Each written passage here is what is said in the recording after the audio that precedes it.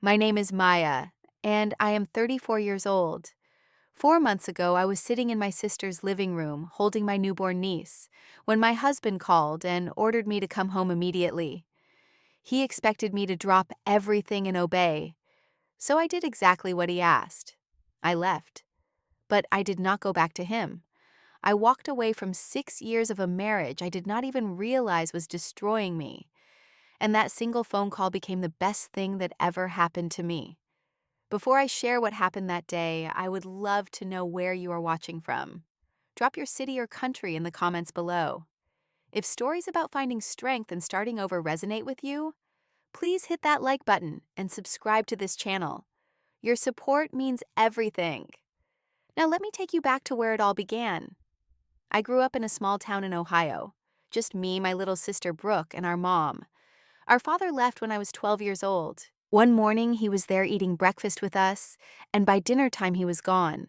No real explanation, no proper goodbye. Just an empty chair at the table and a mother trying to hold herself together for two daughters who did not understand why Daddy was not coming home. Brooke was only 8 years old back then. She cried every night for weeks, asking me when Dad would return.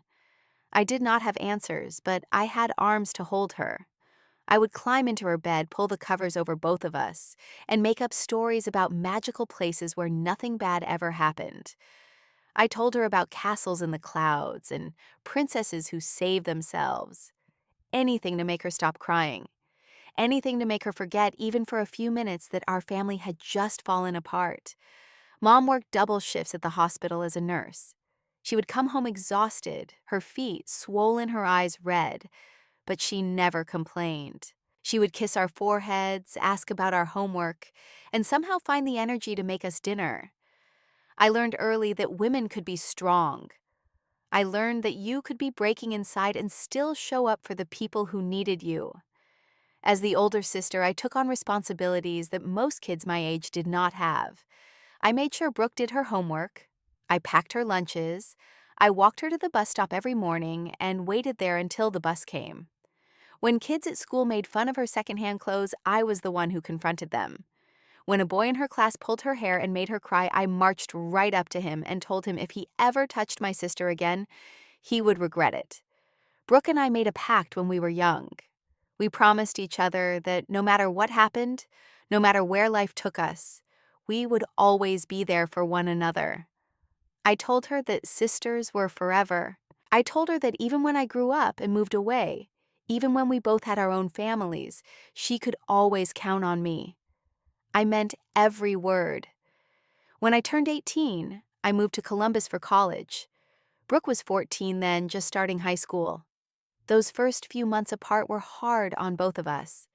We talked on the phone every single night. I would tell her about my classes and my roommate and the cute boy who sat next to me in psychology. She would tell me about her teachers and her friends and the drama of freshman year. No matter how tired I was from studying or working my part-time job at the campus bookstore, I never missed our nightly call. I met Derek at a company party 7 years ago. I had just started working as an administrative assistant at a marketing firm, and his company was one of our clients. He was a senior accountant, confident and well-dressed. He held doors open for me. He remembered that I liked my coffee with 2 sugars and a splash of oat milk. He sent flowers to my office after our first date with a note that said he could not stop thinking about me. For a girl who had watched her father walk away without looking back, Derek felt like a miracle. Here was a man who showed up, a man who paid attention, a man who seemed to want me in a way no one ever had before. We dated for a year, and during that time he was everything I thought I wanted. He planned elaborate dates. He introduced me to his family. He talked about our future as if it was already decided, as if there was no question that we would be together forever. When he proposed in a fancy restaurant downtown, I said yes without hesitation. My mother cried tears of joy. Brooke was my maid of honor, and as she helped me into my wedding dress, she hugged me and whispered that I deserved all the happiness in the world. The wedding was beautiful. 200 guests, a 3-tier cake, fairy lights strung across the reception hall like stars brought down to earth. Derek and I danced our first dance to a song about endless love, and I believed every lyric.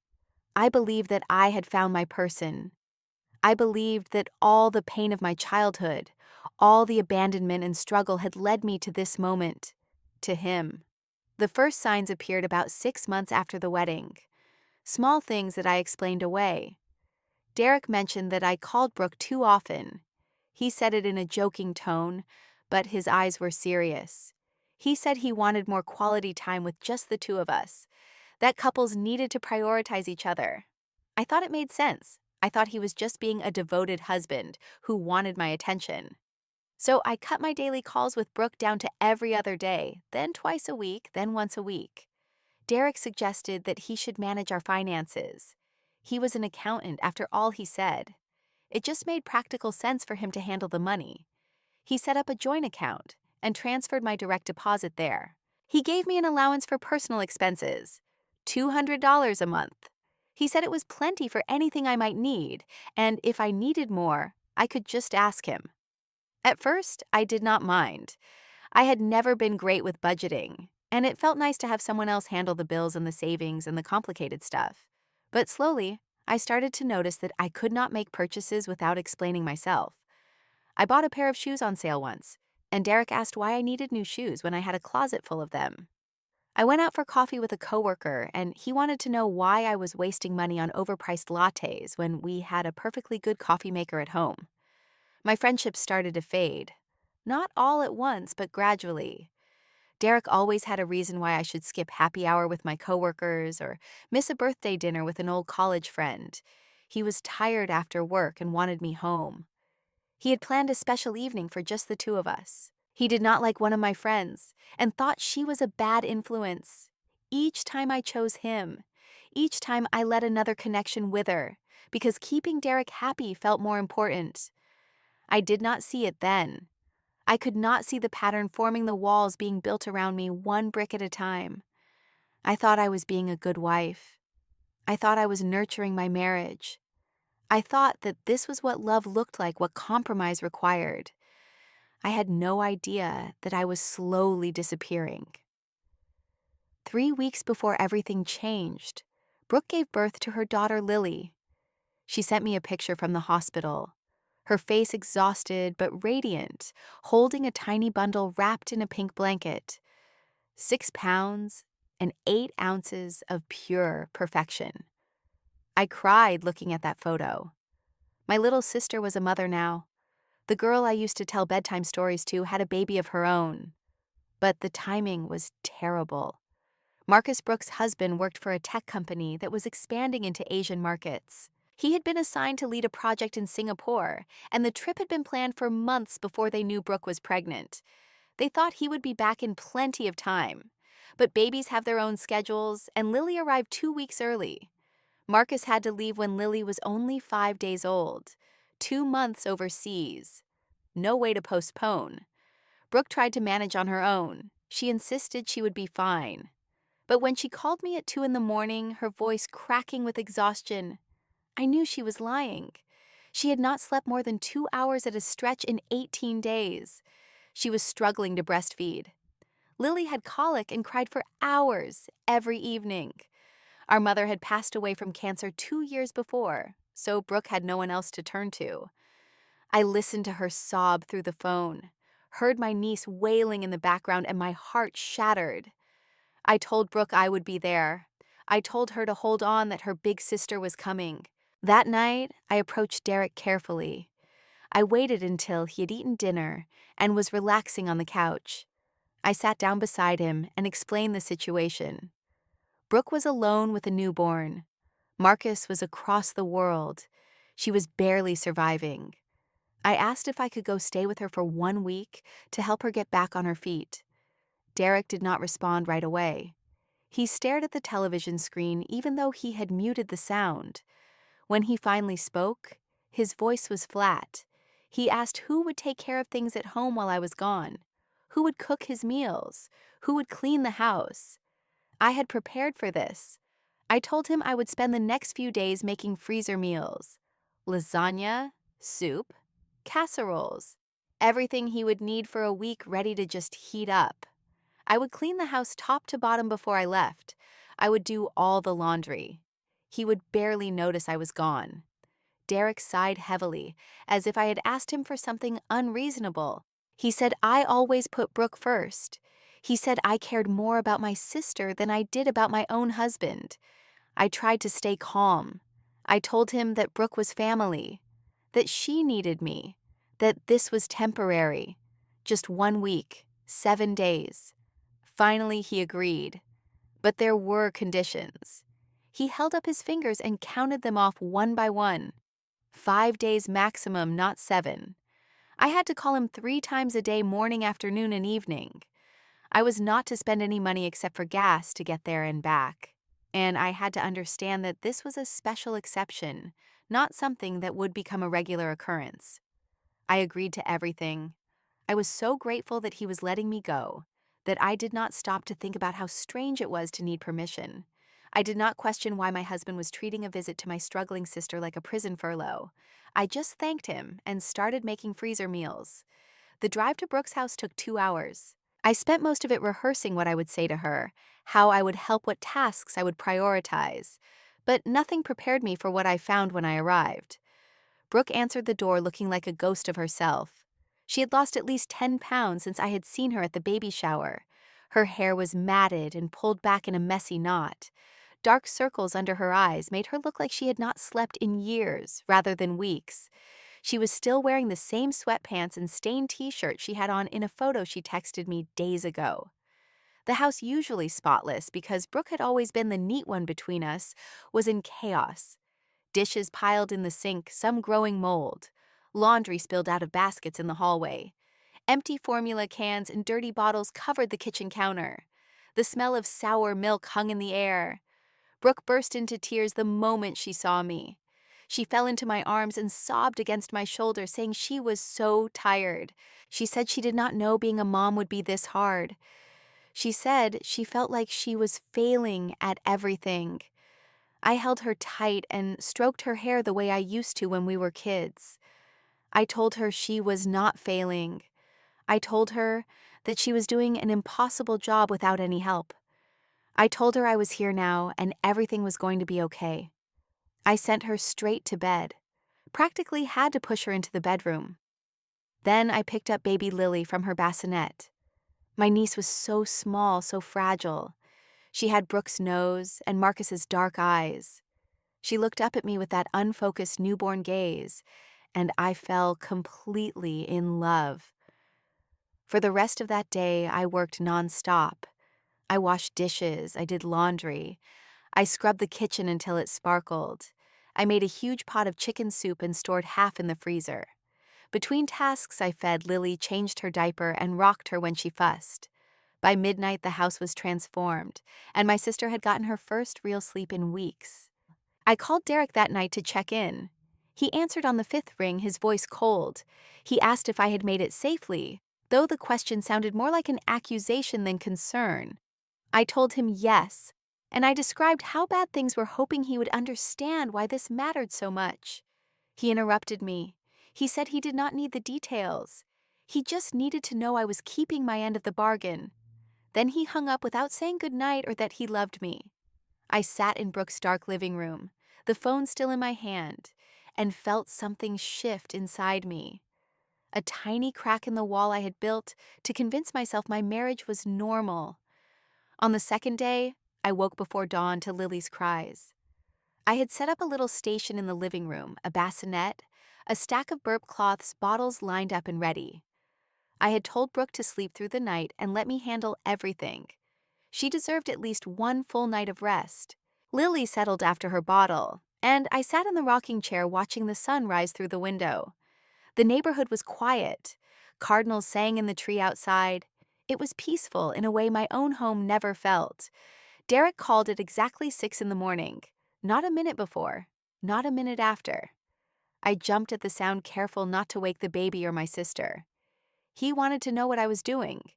His tone was not curious. It was interrogative. I told him I was feeding Lily. He was silent for a moment, and then he asked if I was enjoying myself, making the word enjoying sound like an accusation. I told him I was glad to be helping Brooke. He said I sounded too happy. He wondered aloud if I missed home at all. I assured him I did, but even as I said it, I wondered if it was true. The call ended abruptly. No goodbye, no affection, just a click and silence. By noon, Brooke emerged from her bedroom looking like a different person. 8 hours of sleep had restored some of the light to her eyes. She showered while I watched Lily, and when she came out with wet hair and clean clothes, she hugged me so tight I could barely breathe. We made coffee together and sat at the kitchen table while Lily napped in her swing. Brooke asked how I was doing. Really doing. The question surprised me. People did not usually ask about my well-being. I was always the strong one, the caretaker, the person who had everything together. I told her I was fine. She gave me a look that said she did not believe me. She asked about Derek, about my life, about whether I was happy. I started to give her the usual answer, the practiced response about how great my husband was and how lucky I was to have found him. But the words stuck in my throat. Something about being in that safe space with my sister, who knew me better than anyone, made it impossible to lie. I told her things were complicated. She waited. She did not push. She just waited. I changed the subject, asked her about Marcus and how he was doing in Singapore, asked about her recovery from childbirth, asked about her plans once the maternity leave ended. I deflected with the skill of years of practice. But Brooke saw through me. When I got up to refill our coffee cups, she said quietly that she was worried about me. She said that whenever Derek called, my whole body tensed up. She said I looked scared. I almost dropped the coffee pot. No one had ever named it before. No one had seen what I had been hiding even from myself. I told her there was nothing to worry about. I smiled. I changed the subject again. But her words burrowed into me like splinters under the skin. That afternoon, Derek called 3 more times instead of the agreed-upon 2. The first call was to ask what Brooke's house looked like. Was it messy? Was I working too hard cleaning up after her lazy sister? The second call was to demand an itemized list of anything I had spent money on, even though I had spent nothing at all. The third call was to accuse me of not answering a text fast enough. The text he was referring to had arrived while I was changing a diaper. I had responded within 10 minutes. Each call left me more drained than the last. Each call made Brooke watch me with growing concern. I could see the questions forming in her eyes, but she held them back. She gave me space. She let me pretend everything was normal. That night, after Brooke went to bed and Lily was sleeping peacefully, I sat alone in the dark with my phone. My hands were shaking. I did not know why. Nothing terrible had happened. No one had yelled at me. No one had hit me. But I felt afraid anyway. Afraid of the phone ringing again. Afraid of saying the wrong thing. Afraid of making Derek angry. I opened my browser and typed slowly, afraid even of the words I was searching for. Signs of a controlling relationship. The results loaded. I clicked on the first article and began to read. Isolating you from friends and family. Yes. Controlling finances and giving you an allowance. Yes. Constant checking up and demanding to know your whereabouts. Yes. Making you feel like you are never doing enough. Yes. Criticizing your relationships with others, especially family. Yes. Making you feel guilty for spending time away from them. Yes. I sat there in the glow of my phone screen, tears streaming down my face as the truth I had buried for 6 years clawed its way to the surface. I was in a controlling relationship. My husband was not protective. He was possessive. He did not love me. He owned me. I did not sleep that night. I just sat there in the dark, remembering. Remembering the time I wanted to fly home to see my mother when she first got diagnosed with cancer, and Derek convinced me to wait, and I missed precious weeks with her. Remembering the time I wanted to take a professional development course that would have helped my career, and Derek said we could not afford it, even though he bought himself a new golf club set that same month. Remembering all the dinners with friends I had canceled, all the calls with Brooke, I had cut short all the pieces of myself I had surrendered at his altar. By dawn, I understood something I had never let myself see before. I had not been building a marriage. I had been serving a sentence. The fourth day started quietly. Brooke was getting stronger. She was smiling, more laughing at Lily's funny faces, starting to believe she could actually do this motherhood thing. Watching her find her footing made me proud and sad at the same time. Proud of my sister. Sad that I had forgotten what it felt like to stand on my own. Derek's calls increased. By noon, he had already called 4 times. Each conversation followed the same pattern. He asked pointed questions. He expressed thinly veiled suspicion. He reminded me that my time was almost up. One more day, he kept saying. One more day, and you come home. In the afternoon, while I was giving Lily a bath in her little tub on the kitchen counter, my phone rang again. I could not answer. I had soapy hands and a squirming baby. The phone rang and rang. Went to voicemail, immediately started ringing again. Brooke walked in and saw the phone lighting up. She looked at me, looked at the phone, and something shifted in her expression. She picked it up and told Derek that Maya was bathing the baby and would call him back in 15 minutes. I could hear Derek's voice from where I stood, even though the phone was not on speaker. He was yelling. He wanted to know why Brooke was answering my phone. He wanted to talk to me now. He did not care what I was doing. Brooke stayed calm.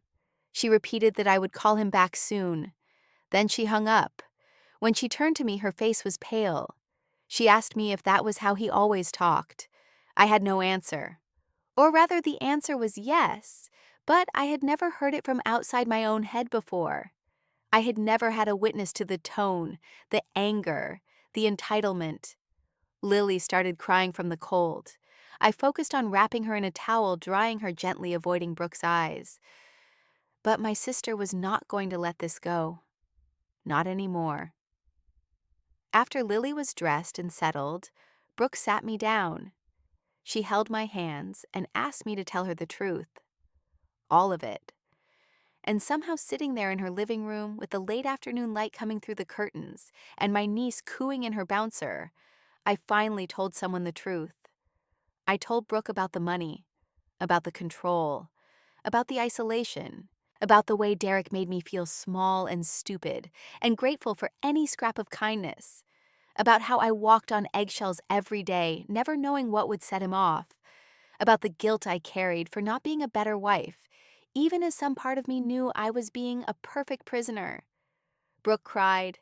She pulled me into her arms and cried for me, for us, for all the years I had suffered alone. She said she had known something was wrong, but had been afraid to push. She said she was sorry she had not tried harder. She said I could stay with her as long as I needed, forever if necessary. That night, I did not call Derek back. I knew there would be consequences. I knew he would be furious. But I could not make myself pick up the phone and pretend everything was fine. Not after finally admitting to myself and someone else that everything was very far from fine. He called 11 times before midnight. I watched each call come in and let it ring through to voicemail. Each missed call felt like a small rebellion. Each silence felt like freedom. By morning, I knew there would be a price to pay. I just did not know yet how high. The fifth morning arrived with a phone call that would change everything. I was sitting in Brooke's rocking chair at 7 in the morning. Lily had just finished her bottle and was drifting off to sleep in my arms. Brooke was still in bed, finally catching up on all the rest she had missed. The house was quiet, warm, safe. My phone buzzed with a video call. Derek. I felt my whole body tense, that familiar knot forming in my stomach. I almost did not answer. But some part of me knew that ignoring him any longer would only make things worse. So I accepted the call. His face filled the screen. He looked angry. His jaw was tight, his eyes cold. But his voice was controlled, which somehow made it worse. He told me to come home, right now. Not tomorrow, not later. Now. I asked if something was wrong, if there was an emergency. He said no. No emergency. He just needed me home. I asked why. My voice was steady even though my hands were trembling. Lily stirred in my arms and I adjusted my grip, grateful for something to focus on besides my husband's face. He said Jason was coming over that evening. Jason was his college friend, someone I had met a handful of times at barbecues and football watching parties. He said he needed me there to cook dinner and be a proper hostess. I was so stunned, I almost laughed. I asked him to repeat himself. He said it again slower this time as if I was stupid. Jason was coming. He needed me to prepare a nice meal. He expected me home within 4 hours. That was enough time to drive back and get everything ready. I looked down at Lily, at her tiny fingers curled against my chest, at her peaceful, sleeping face. I thought about Brooke finally resting after weeks of exhaustion. I thought about dropping everything, leaving them both driving 2 hours to cook dinner for a man who was not even my friend. And then I thought about the article I had read, about the years of control, about the woman I used to be before Derek convinced me she was not good enough. I said no. The word came out clear and calm, just one syllable, but it felt enormous. It felt like pushing against a locked door and feeling it start to give. Derek was silent. For a long moment, he just stared at me through the screen. Then he asked what I had just said. I repeated it. I said no. I said I would not leave my sister and my newborn niece to come cook dinner for his friend. I said it was not a reasonable request. Derek's face changed.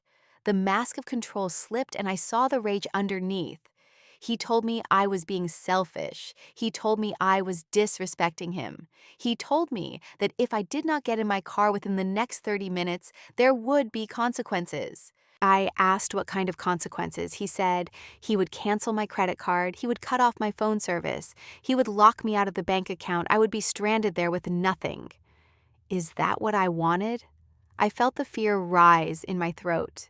The old fear, the trained fear, the fear that had kept me compliant for 6 years. I almost gave in. I almost said, okay, I am coming, I am sorry. But then Lily made a small sound in her sleep, a little coo of contentment.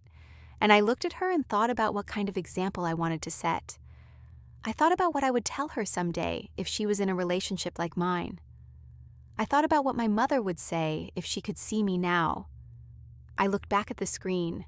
I told Derek that if he wanted to punish me for helping my family, then I would know exactly what kind of man he really was.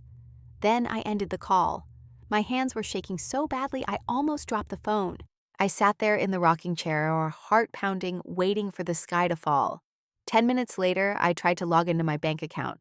Access denied. I tried to make a call. No service. He had done exactly what he threatened. Within minutes of my defiance, he had cut me off from everything. I was 2 hours from home with no money and no way to communicate except through Brooke's Wi-Fi.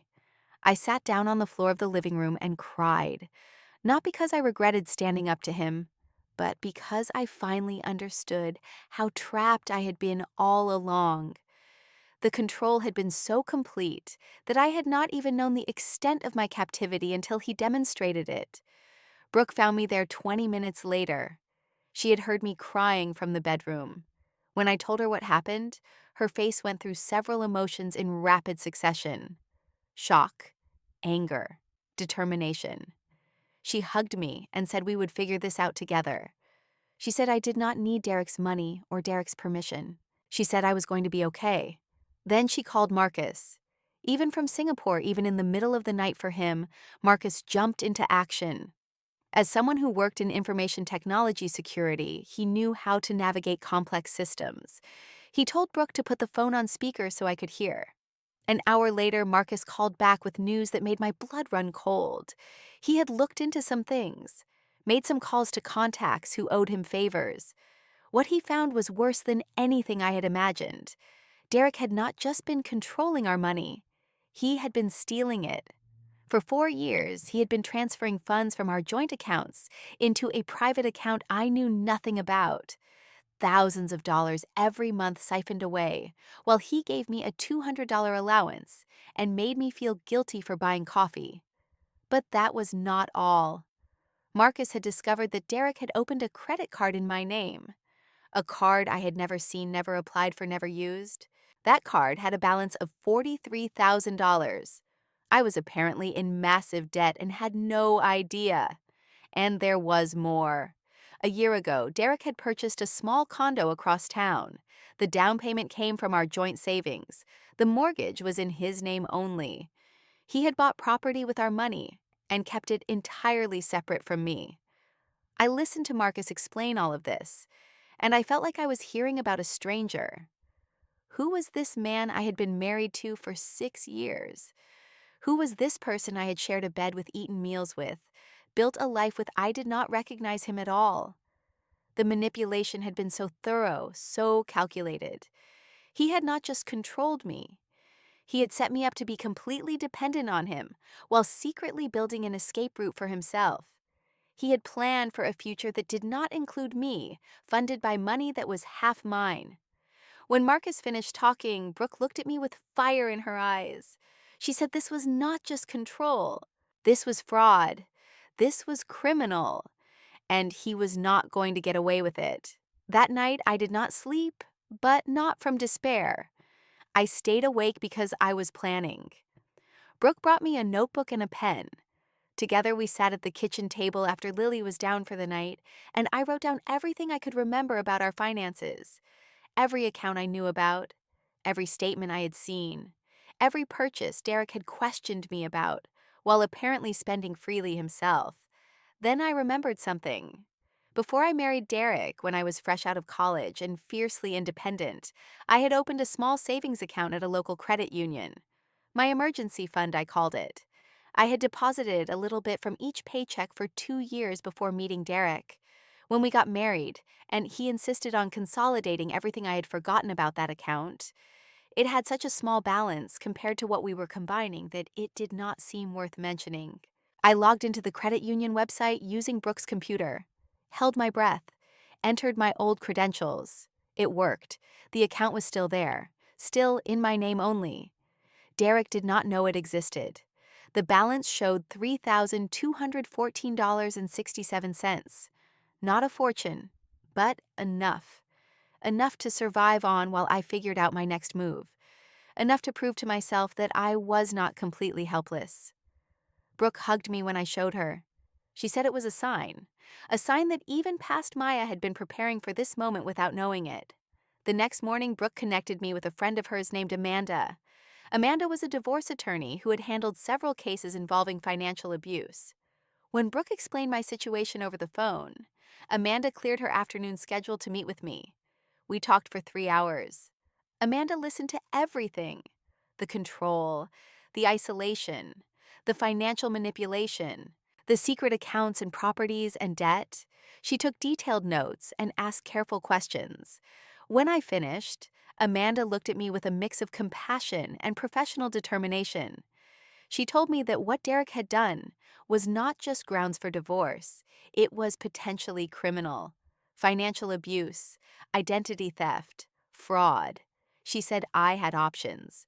More options than I knew. Amanda laid out a plan. First, we needed to document everything, gather evidence, bank statements, emails, any paper trail we could find. Second, we needed to file for divorce strategically in a way that would protect my interests and expose Derek's wrongdoing. Third, we should consider involving law enforcement once we had enough documentation. I asked about the immediate logistics.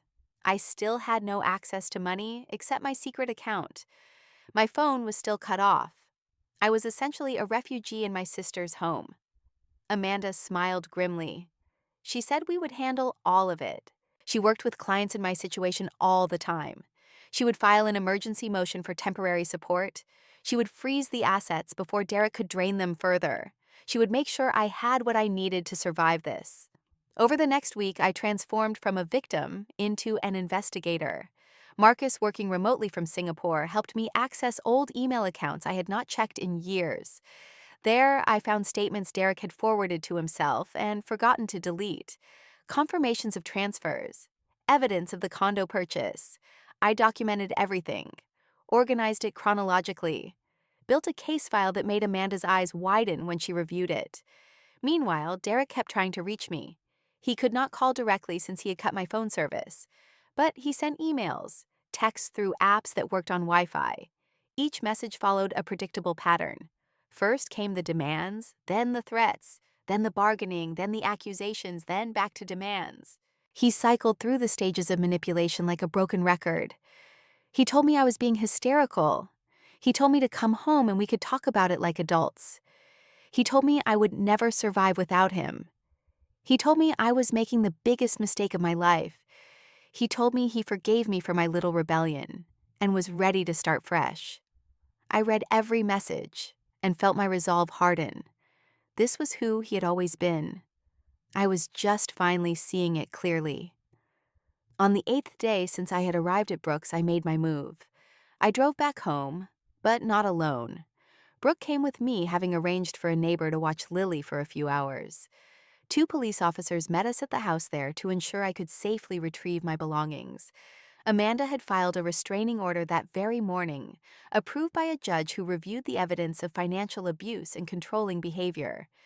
Derek opened the door with a smile on his face. He actually smiled, as if I was coming home to reconcile, as if the police officers standing behind me were invisible. The smile faded when I handed him the divorce papers. It disappeared entirely when the officer explained the terms of the restraining order.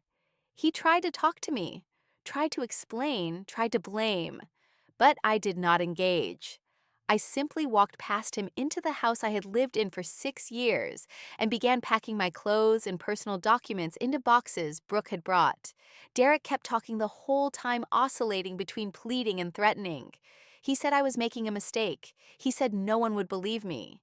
He said I was nothing without him. I kept packing. When I finished, the officers escorted Brooke and me out. I did not look back. A month later, the investigation into Derek's finances uncovered even more than we had found. He had been embezzling from his own company, skimming funds from accounts he managed, small amounts over years that added up to a significant sum. His employer filed charges. Between my divorce case and the criminal investigation from his workplace, Derek's carefully constructed life came crashing down. He lost his job. The condo he had bought with our money was seized as part of the asset freeze. The credit card debt he had accumulated in my name was legally reassigned to him when the fraud was proven. He faced potential prison time. I felt nothing watching his downfall. No satisfaction, no revenge. Just a quiet emptiness where my marriage used to be.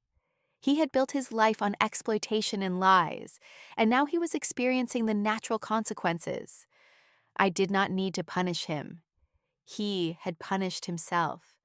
The first few weeks after leaving Derek were the hardest of my life, not because I missed him. I did not. But because I had to learn how to be a person again. I stayed with Brooke for 6 weeks. During that time, I saw a therapist twice a week. Her name was Dr. Patterson, and she specialized in survivors of coercive control. In our first session, I learned that what Derek had done had a name: coercive control. It was a pattern of behavior designed to dominate and subjugate a partner. It could exist without physical violence. It was just as damaging. Understanding that I was not crazy, not dramatic, not making things up, was profoundly healing.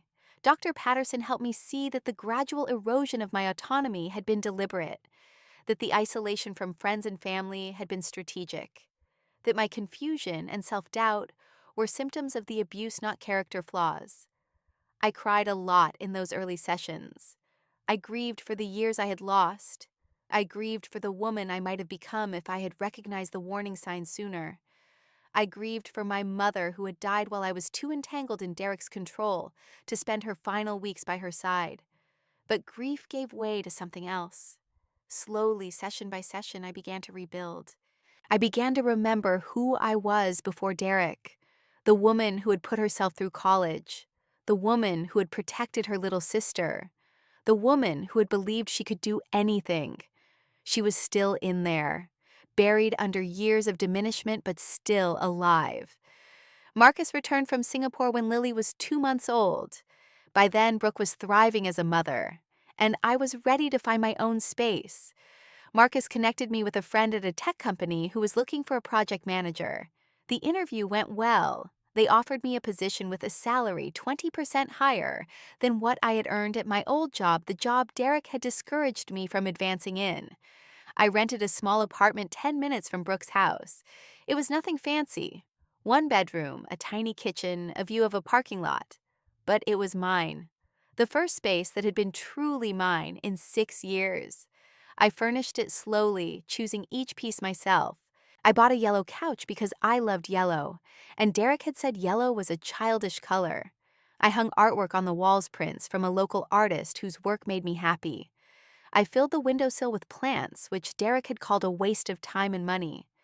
Every choice, no matter how small, felt like reclaiming a piece of myself. I started calling old friends, the ones I had let drift away during my marriage. Not all of them responded.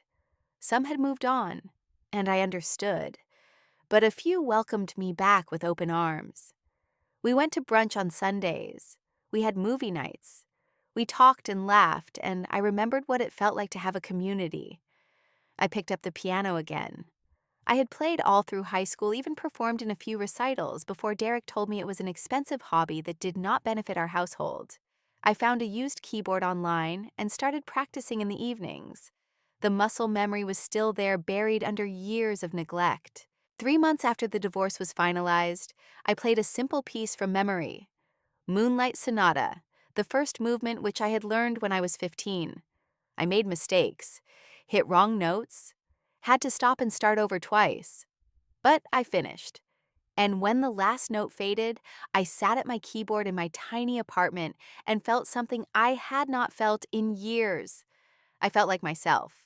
4 months have passed since that phone call, since Derek ordered me to leave my sister's house and come home to cook dinner for his friend, since I said no for the first time in 6 years. I am sitting now in the kitchen of my apartment. It is Sunday morning. Sunlight streams through the window onto the yellow couch that I chose myself. On the counter, there is a vase of fresh flowers, daisies, and sunflowers, because I can buy flowers now whenever I want. In an hour, Brooke will bring Lily over. My niece is 4 months old now, smiling and cooing and grabbing at everything within reach.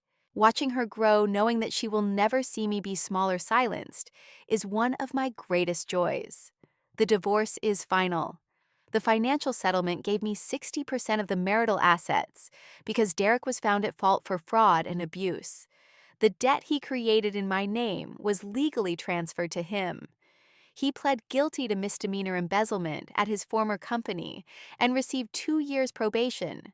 His accounting license is suspended pending review. The man who once controlled every dollar I spent is now struggling to make rent. I do not celebrate his downfall. I do not wish him harm. I simply do not think about him very much anymore. He occupied so much space in my head for so long that his absence feels like a room that has been cleared of clutter. Spacious, quiet, mine. The biggest lesson I have learned is that love does not come with conditions. Real love does not isolate you from the people who care about you. Real love does not make you smaller to make someone else feel bigger. Real love does not track your spending and monitor your calls and make you feel grateful for basic kindness. I spent 6 years believing that I was loved, but I was just possessed. There is a difference, and now I know how to recognize it. If you are watching this, and something in my story sounds familiar, I want you to know that you are not alone. The feelings of confusion, of self-doubt, of wondering if you are overreacting, those are symptoms of what is being done to you. They do not mean you are crazy. They mean someone has worked very hard to make you question your own reality. It is never too late to leave. It is never too late to choose yourself. It is never too late to remember who you were before someone convinced you to be less. When Derek called me that day and ordered me to leave my sister's house, he thought he was demonstrating his power over me. He thought I would obey like I always had. He did not realize that his demand would be the key that finally unlocked my cage. I did leave, just not the way he expected. I left him. I left the prison of my marriage. I left behind the woman who had forgotten her own worth, and I have